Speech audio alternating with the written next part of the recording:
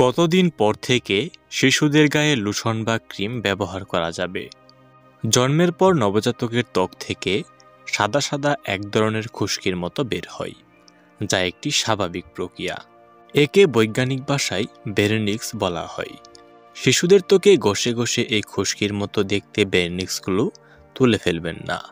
পাশাপাশি এই সময় বাচ্চাদের শরীরে ক্রিম বা লোশনও লাগাবেন না।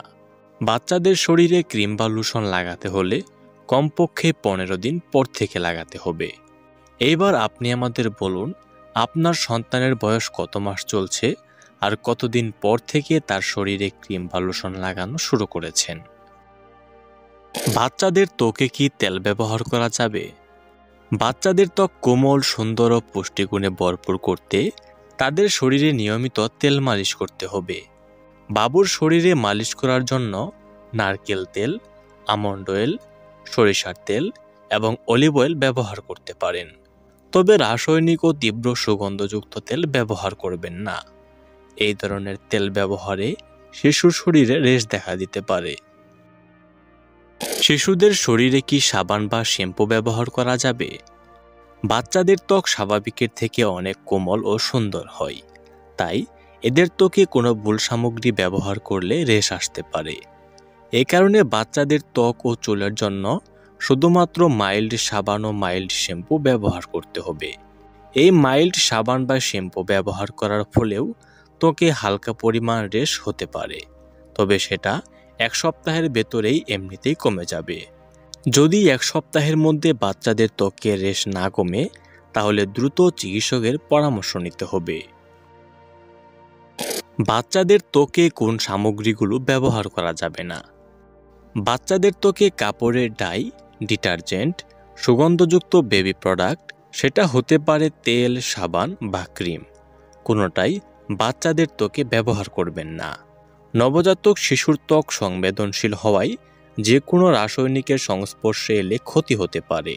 এ কারণে বাচ্চাদের জন্য কোনো সামগ্রী কেনার আগে অবশ্যই ভেবেচিন্তে তারপর কিনবেন।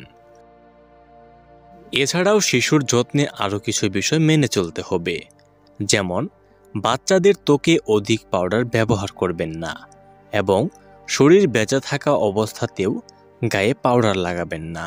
গোসলের পর ত্বক ভালোভাবে শুকিয়ে যাওয়ার পরই গায়ে পাউডার লাগাবেন। পাউডার নির্বাচন করার ক্ষেত্রে অবশ্যই সুগন্ধবিহীন পাউডার নির্বাচন করবেন। বাচ্চাদের সবসময় ধোয়া কাপড় চোপড় পরিধান করাবেন, তা না হলে বাচ্চার শরীরে চুলকানি ও রেশ দেখা দিতে পারে। আবার পরিবারে কোনো সদস্যদের যদি ত্বকে অ্যালার্জি থাকে, তাহলে তাদের কাছ থেকেও বাচ্চাকে দূরে রাখবেন। শিশুর মুখ, মাথা, কনুই বা হাঁটুতে লাল রেশ দেখা দিলে অবশ্যই ডাক্তার দেখাতে ভুল করবেন না, কারণ এটি একজিমার লক্ষণ। বাচ্চাদের নখ সবসময় পরিষ্কার রাখতে হবে এবং নিয়মিত নখ কাটতে হবে। নেল কাটার দিয়ে বাচ্চাদের নখ কাটতে গেলে অনেক সময় মাংসের অংশ কেটে যায়, সেই ক্ষেত্রে আপনি কাঁচি ব্যবহার করতে পারেন। বাচ্চাদের নখে খুব তাড়াতাড়ি নোংরা জমে যায়, তাই মাসে কমপক্ষে একবার হলেও নখ পরিষ্কার করতে হবে। ডাইপার ব্যবহারের ফলে বেশিরভাগ শিশুদেরই রেশ হয়ে থাকে। স্যাঁতসেঁতে ডাইপারের কারণে চুলকানি, লাল ছোপ ও রেশের মতো সমস্যা হয়ে থাকে। তাই যতটা সম্ভব কম ডাইপার পরাবেন এবং নির্দিষ্ট সময় পর পর ডাইপার পরিবর্তন করে দিবেন। সানবার্ন থেকে বাচ্চাদের রক্ষা করতে হবে। বাচ্চাদের ত্বক সংবেদনশীল হওয়ায় এদের কখনো ভারী রোদে নিয়ে যাবেন না। রোদে গেলে বাচ্চাদের ত্বকে সানবার্ন হতে পারে, তবে বাচ্চাদের ত্বকের জন্য জরুরি ভিটামিন ডি এই রোদ থেকেই পাওয়া যায়, তাই এই ক্ষেত্রে ভোরের রোদে শিশুকে রাখতে পারেন।